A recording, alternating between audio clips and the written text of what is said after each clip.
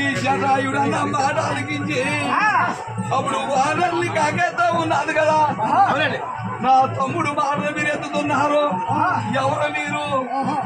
నాకు రెక్కలు కాలిపోయి ఉన్నాయి. నువ్వు ఎందుకు దించమన్నాడు కదా. ఎందుకు దించమన్నగా వానల్ని వెళ్ళి 10 మంది వెళ్ళి పట్టుకుని కిందకి దించి ఉన్నారు కదా. చెల్లిన నీకో చక్కని పంతములు బాబైన వానరులు మూసుకున్నారే పర్వతం వెనకే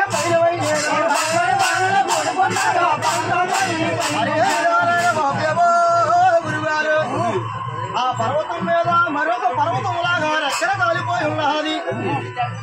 ఈ 10 మంది వానరులు బలము చేత తాను బలము కూడా కొంత సన్నించి ఆ పర్వతం మీద కిందకి దించిందండి మహాప్రభుకు. అయితే రామకార్యాలు వచ్చిన విషయం అంతా ఎల్లిన వానరులు సంపదకు శుభ్రంగా విన్నవించి ఉన్నారు. అలాగ విన్నవించిన తర్వాత ఇదే సమయమందు సీతాదేవి అన్వేషణ కోసము నీ తమ్ముడు జటాయువు కూడా మరణించాడు. ఇప్పుడు నువ్వు లంకాపట్నం చేరుకోవాలా? మా మహారాజు సుగ్రీవుడు ఇచ్చిన బరువు పూర్తయిపోతుంది కాబట్టి మాకు దారియే మీ కనబడలేదు అన్నారు కదా మా ప్రభు. ఆయన మీరు మానవుల రూపంలో ఉన్న కోతులు కాబట్టి నీకు 100 యోజనములే కనబడతాది.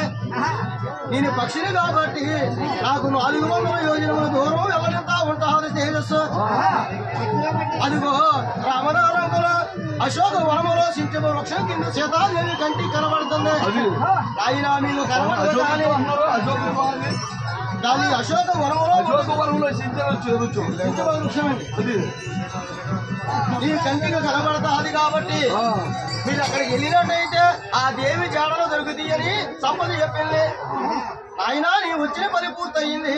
నా తమ్ముడు జటాయువు మరణించాడన్నా నాకు చింత కలిగి ఉన్నది కాబట్టి నన్ను సముద్రంలో కొంచెం వదిలిపెట్టమన్నారు కదా మహాప్రభు. కాలిన రెక్కలో తిరిగి వచ్చాయి కాలిన రెక్కలో తిరిగి వచ్చాయి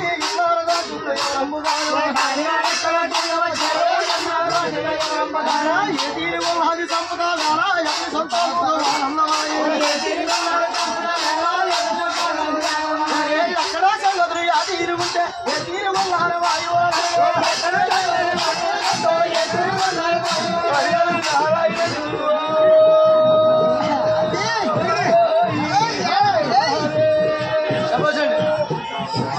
అప్పుడు ఈ వానరులు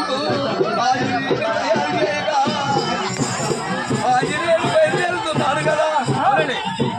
ఆంజనేయుడు